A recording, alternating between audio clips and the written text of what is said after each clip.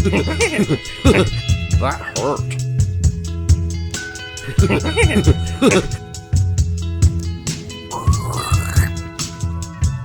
More verticality.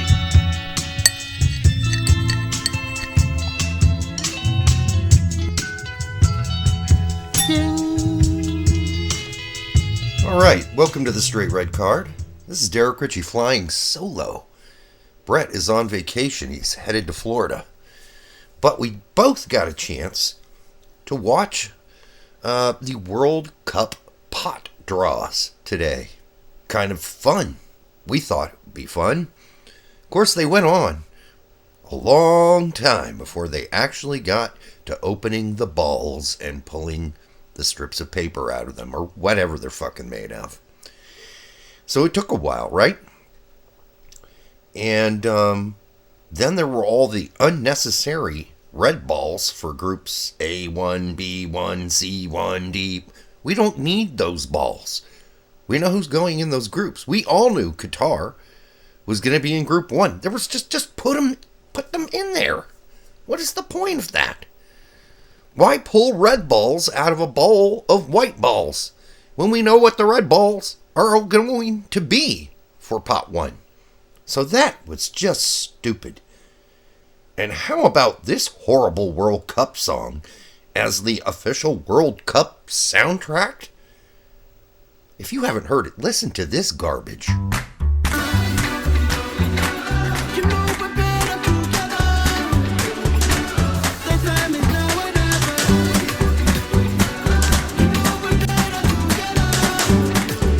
Then we had the bad ball pulling music for every time a ball was pulled out of a bowl. The next ball, thank you.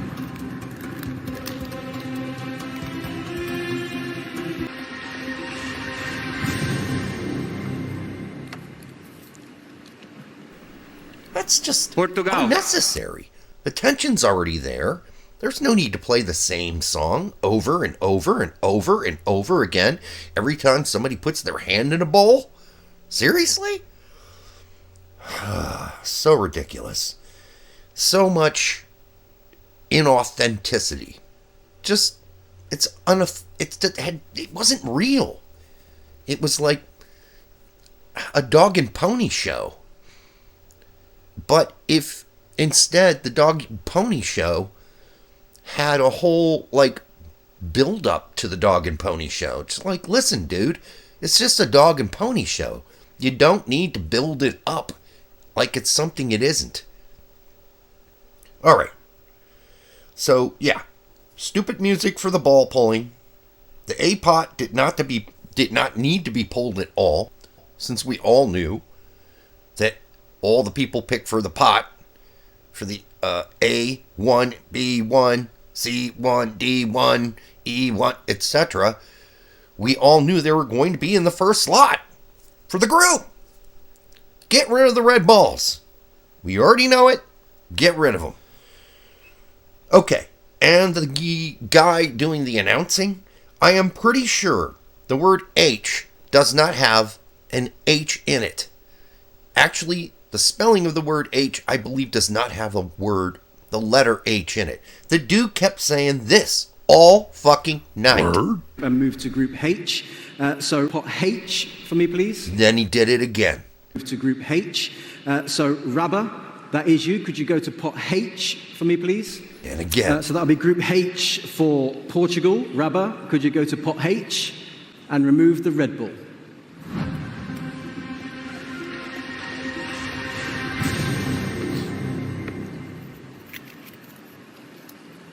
H1.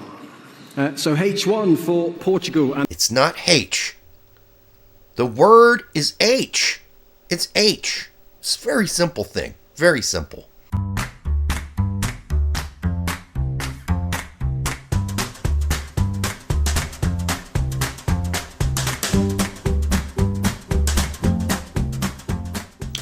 And then, before we got started with all the proceedings, we had Infantino coming out saying this is going to be the best World Cup ever. Compared to what, dude?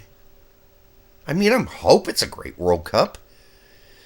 But saying that, and then also making a big deal of Qatar being the first Arab country to hold a World Cup when they bought it? We all know the nasty business that went on behind the scenes at this point at FIFA to assure that Qatar got this World Cup, and the lies they told about indoor before they moved it to the winter. Oh yeah, but we can hold it during the summer. We're going to have indoor air conditioning for outdoor stadiums. How in the hell does that work? They lied. They bought this World Cup. This is nothing to be celebrated. This is something to be endured at this point. We know all the nasty business. We know all the people going to jail and already have gone to jail for the corruption at FIFA to make Qatar win this bid and Russia before them win their bid. That's not to be celebrated. I'm sorry. Let's not build that up. It was corruption that got this World Cup here. Let's be honest. Hey, now we're here, let's enjoy it. I get it. But don't make it out like it's some fucking amazing thing that happened. No, it was corruption that got it there. Not goodwill. Not because FIFA cares about the Arab countries. They don't care about that shit. They care about money. That's why it ended up there. So the Greg presser. I think Greg handled it really well. I think he did a good job. Our group, which is Group B, we've got England, Iran, the United States, and or Scotland, Wales, or Ukraine. I don't think we could have done a better job. And I mean, luck couldn't have done a better job. We got lucky. I think we can compete against England. It's going to be a rough game. I think despite how good Iran is, remember they finished first in Asia. They were the first team to qualify in Asia. They're no joke. They got a good team. There are good players on this team. All right? So we can't take that lightly, right? I mean, let's look at Iran's roster. I mean, we can't really look at Scotland and Wales and Ukraine. I mean, we could, but we don't know which one of those three is going to be there. I mean, maybe most likely Wales, but it could be Ukraine and it could be Scotland, just depending on who's hot at the moment. Remember, these are like one-off games. Anything can happen. But if we go to the Iranian squad, they got a great goalkeeper who plays at Boa Vista with Reggie Cannon. A lot of experience. 29 years old. They've got players playing at Athens in Greece. They got players playing in Turkey. They've got players playing at Feyenoord. They got players playing in Belgium. They got players playing in the Premier League. Well, maybe not. Well, they got somebody playing at Hull City. I know that much.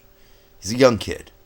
And then they've got a veteran forward named Sardar Azmoun, who plays at Bayer Leverkusen. Who's a really fantastic player. He's a really good player. Now, he hasn't got to play much since he got to Bayer Leverkusen. I get it. But when he was at Zenit St. Petersburg, he was a handful. He was really good. He scored a crap load of goals. 52 of them, in fact. In, I think, 2 or 3 seasons. In 79 games. Guy's going to be a handful. And he's 6'1", so he's good in the box. He's good at headers as well. It's not going to be easy. So there's that. So we'll keep that in mind. But in general, I think we can beat Iran. I think we can come out of that with a win. And even if it's Wales, I think we can beat. I think overall we have a better team than Wales. We have a better team than Scotland. We have a better team than Ukraine in general. We're just going to be really young.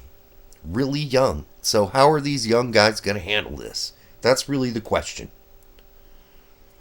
All right. I did like seeing Lothar Matthäus out there. I mean, it was a clown show, but I loved Lothar Matthäus as a young boy. I watched him play. Loved him.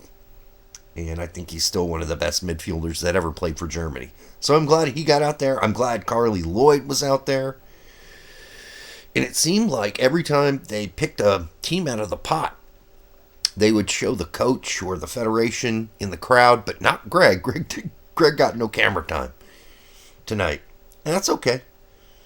I'm not sure why Tim Cahill's out there, because Australia hasn't even really locked up a spot yet. I mean, I like Tim Cahill, but I don't know why he's out there. At least Germany and the United States have locked up a spot, so it makes sense.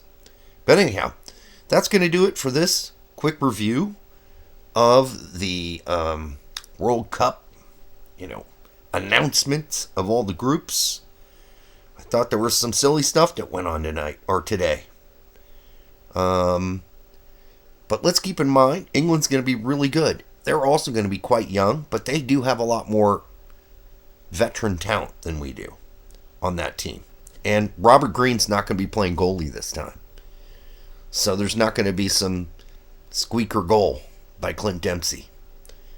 So we're going to have to actually score a real goal. And we're going to have to be competitive. And I think we can be. But we're going to be young. Very young. All right. Until the next time on the Straight Red Card, there's more shows to come. Good night. That hurt.